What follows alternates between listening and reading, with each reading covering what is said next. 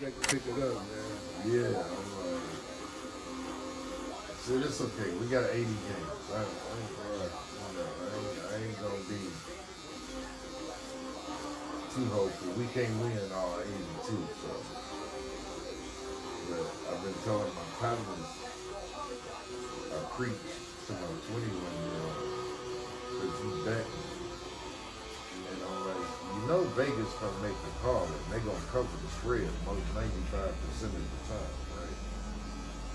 He was like, was it last Sunday?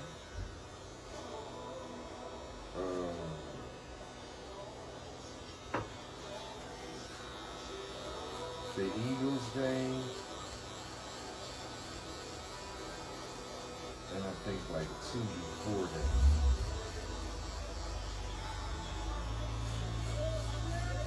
Because I think the Eagles game was like 2.5, and they were up by like 2. Damn, I'm gonna run. I paid for the little room that we had, champagne, flowers. I mean, they count the room. They gave us champagne. It was just a win-win. Not for sure. And after that, never gambled again. So this last time, I went on the cruise. Oh, yeah.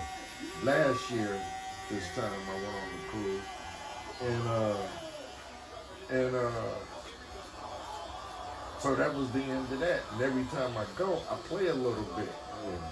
So long story short. Yeah, for sure. And then once I became a regular, they started pushing people to the side for me. Yeah. So, but it was just me and this one other woman. And I would come in and I would drop like a $40 tip on it, right? And it got to the point that when they seen me, fuck everybody else, that's the $40 tip man right there. Yeah. So they stopped double booking me at that point and stopped dumping with the woman. And then I started thinking, if I'm giving them 40, then everybody else giving them 5. Yeah. And I start counting the money and I'm like, these motherfuckers is making tens of thousands every day. I'm like, because they charging me $1.25.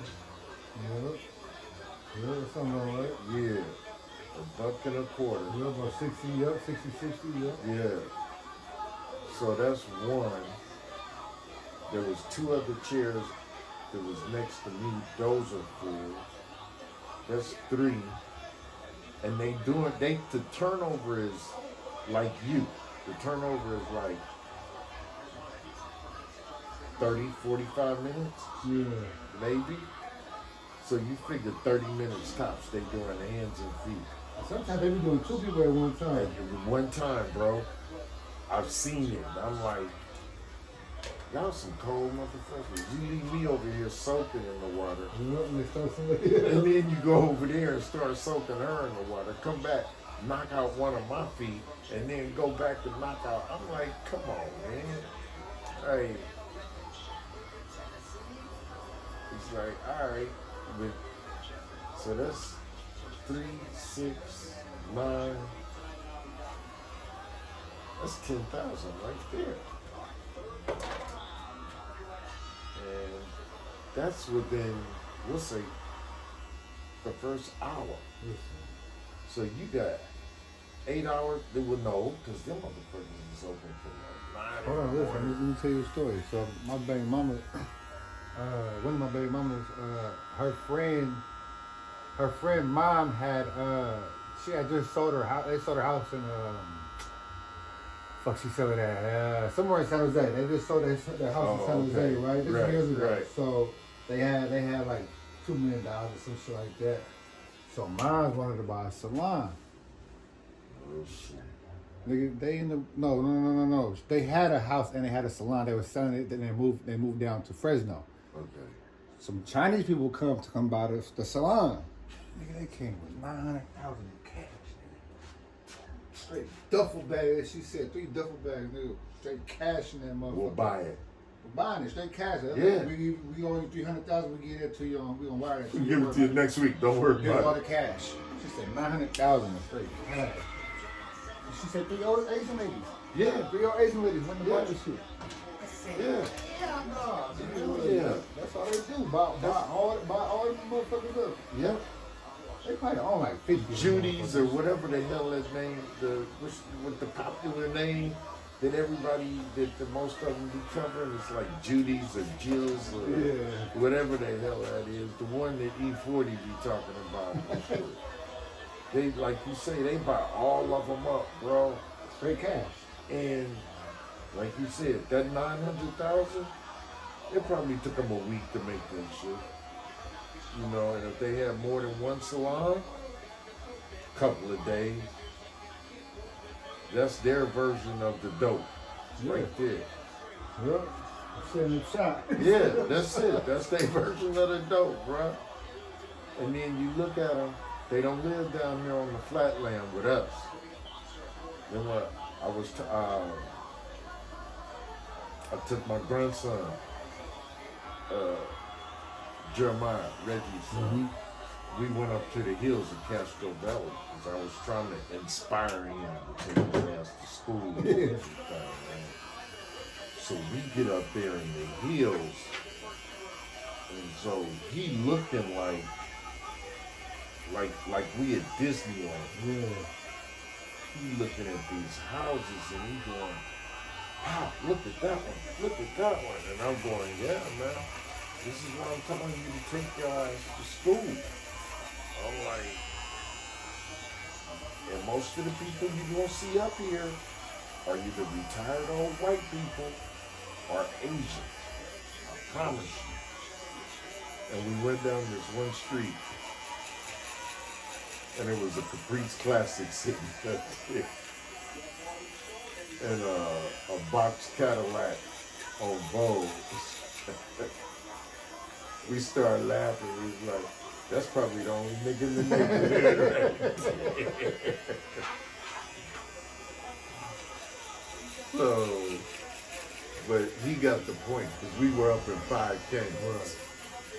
And they had a house for sale up there. I don't understand how a 4-bedroom house is possible.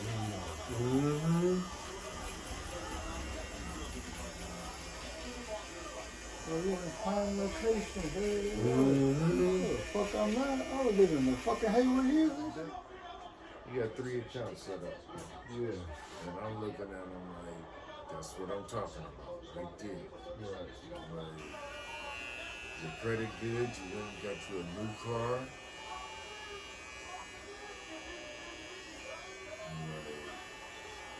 If you do it right, by the time you're 24, you can buy a house. Fuck these hoes, bro. Where's that video? My partner sent me this video.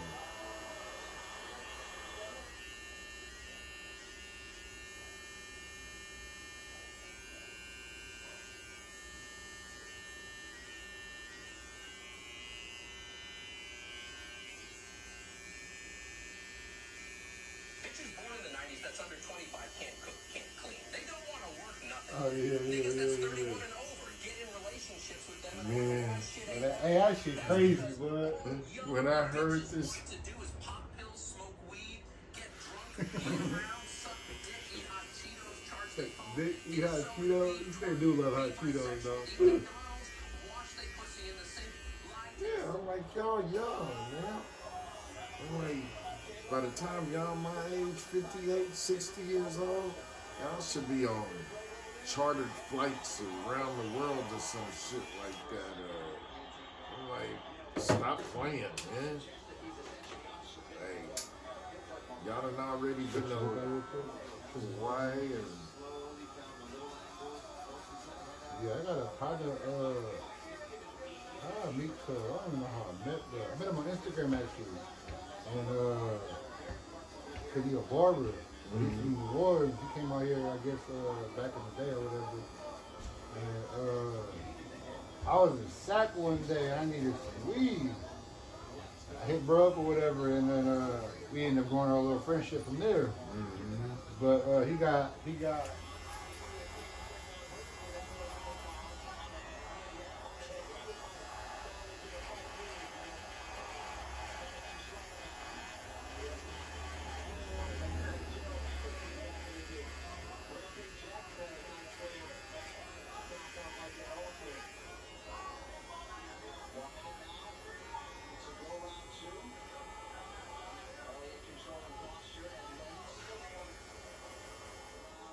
Yeah, don't worry about the nose hair. If you're gonna do, I gotta.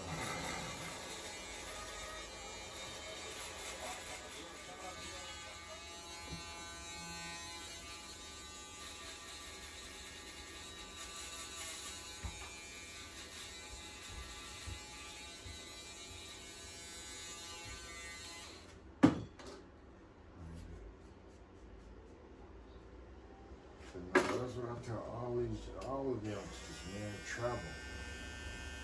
You know, and it's crazy too because you know a lot of people. There's a dude I ever meet with. I mean, we grew up. We didn't really grow up together. Right. He a little older than me, but this white dude, man, named Sal.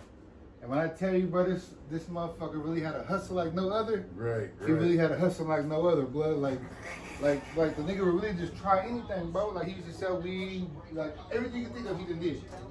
He's trying to get that So money. I guess one day he was just like he was just like everybody else, flashy shit. Right. You know, want to go out, want to party, drink, smoke, all the shit. Right. So then one day he was like, bro, I'm done with this shit, right? And I guess he saved up like 20,000, 30,000, and he ended up buying a red camera. And ever since then, bro, he been doing music videos for all kind of people, bro. What? Right? Like Blue blew up. So his thing is, he was like, bro, I wear the same shoes every day for a whole year. Right. Right. Guess what I'm gonna be doing now? I'm gonna be traveling around this world. He was like, what you guys don't realize is the most expensive part about traveling is your air ticket.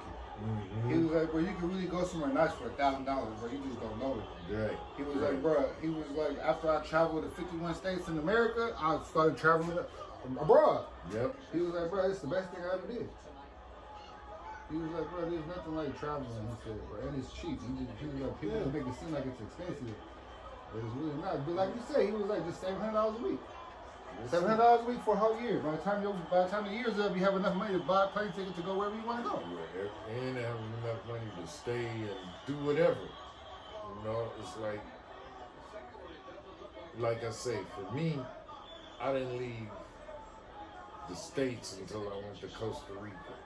Yeah, I haven't left yet either. Shit. Man, but once I experienced that life down there, and just the different ways of, like, of course, what bothers me most is the same thing that bothers everybody. When you wipe your ass, they got a little trash can on the side that you got to throw the toilet paper in, right? And I was like, what? And the little chicken head I was with, she was like, yeah, they system is not built for toilet paper. I'm like, oh snap. So when I get back to America, I'm happy to use the motherfucking bathroom. But the food tasted different, the females, and we stayed like at a hostel, right? In the hood. Every house, like everybody has gates around here. Yeah. Every house had like cement blocks stacked the same height. Center as blocks. this. Yeah. And they had like glass on top and barbed wire. And I was like, damn. But you go behind it, it's like an oasis. They got fountains in there, palm trees, just nice as shit. Yeah. But to experience Costa Rica, Guatemala, Antigua, I mean, that was just, that's me. He said you got village, you get village for like 2,000, 1,500. He said you got motherfuckers cooking lunch, breakfast, dinner. Yes. You got maize all day. He was like, bro, whatever you want. $2. Okay, we stayed there for 3 weeks. $5 a week. The chick would come in. I would wake up to breakfast, come home to lunch, and she would leave me dinner. My clothes were washed every day. The house was clean every day. $5 a week. And the dude that owned the spot, he paid the gardener another $5 a week. And we talking about a spread that's like here across the street from both side houses. And I'm like, oh man. And I went to the beach, bro. I'm sitting on the beach like I'm sitting in this chair. Literally, we'll say international, right?